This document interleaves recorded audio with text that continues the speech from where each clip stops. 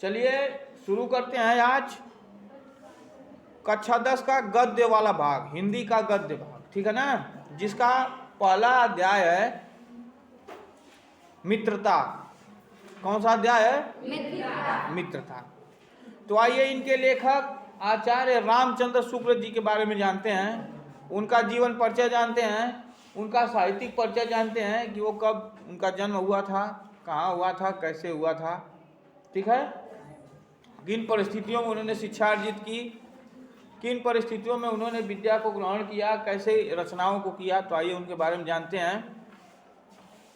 तो हिंदी के इस प्रतिभा संपन्न साहित्यकार का जन्म 4 अक्टूबर सन 1884 ईस्वी में बस्ती जिले के अगोना नामक गांव में हुआ था। इनके पिता का नाम पंडित चंद्रबली शुक्ल था, जो सुपरवाइजर कानूनगो थे। बालक रामचंद्र शुक्ल ने हाई स्कूल की परीक्षा मिर्जापुर जिले के मिशन स्कूल से उत्तीर्ण की। गणित में कमजोर होने के कारण इनकी शिक्षा आगे नहीं बढ़ सकी। इंटर की परीक्षा के लिए कायस्थ पाठशाला इलाहाबाद में प्रवेश लिया, किंतु अंतिम वर्ष की परीक्षा से पूर्व ही विद्यालय छूट गया। इन्होंने मिर्जापुर के न्यायालय में नौकरी कर ली, किंतु स्वभावानुकूल न होने के कारण छोड़ दी। वह नौकरी इनको पसंद नहीं आई, तो उसके बाद इन्होंने उस नौकरी को क्या कर दिया? छोड़ दिया। मिर्जापुर में जिस स्कूल में यह पढ़े थे, उसी स्कूल में यह चित्रकला के अध्यापक नियुक्त हो गए। जो मिशन स्कूल था उसी में यह चित्रकला के अध्यापक नियुक्त हो गए। लेकिन इसके दौरान इन्होंने हिंदी, अंग्रेजी, बांग्ला, संस्कृत आदि भाषाओं का अच्छा ज्ञान अर्जित किया और पत्र पत्रिकाओं में लिखना आरंभ कर दिया। बाद में इनकी नियुक्ति काशी हिंदू विश्वविद्यालय में हिंदी के प्राध्यापक, ठीक है ना, हिंदी के प्राध्यापक के पद पर नियुक्त हुई। बाबू श्याम सुंदर दास के अवकाश प्राप्त करने के बाद शुक्ल जी ने हिंदी विभाग के अध्यक्ष पद को सुशोभित किया, ठीक है ना। किसके बाद? तो बाबू श्याम सुंदर दास के बाद। इसी पद पर कार्यरत रहते हुए 2 फरवरी सन 1941 को यह स्वर्ग सिधार गए, ठीक है ना बच्चों। तो आइए इनकी रचनाओं के बारे में जान लेते हैं। जो इनका निबंध संग्रह है, तो चिंतामणि का भाग 1 और भाग 2, उसके बाद है विचार विधि। इतिहास में है हिंदी साहित्य का इतिहास।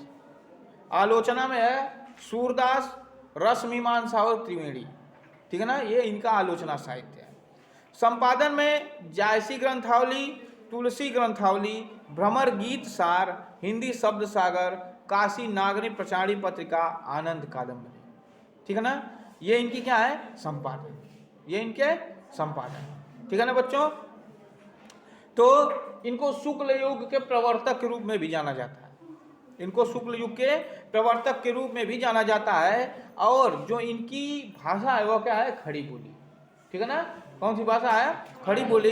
इनकी रचनाओं में आपको वह बहुतायत में देखने को।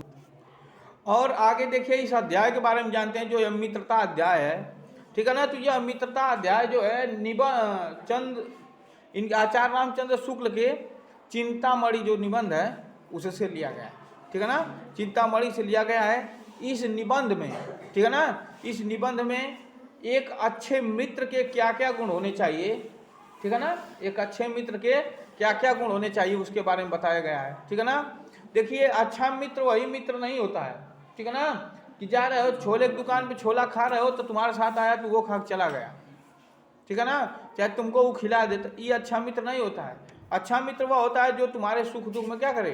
साथ, जो तुम्हारे साथ रहे, ठीक है ना, जो तुम्हारे सुख दुख में तुम्हारा साथ दे, तुम्हारे साथ रहे, जरूरत पड़ने पर तुम्हारी सहायता करे, वही क्या होता है? सबसे सच्चा और सबसे अच्छा मित्र, ठीक है ना। चलिए।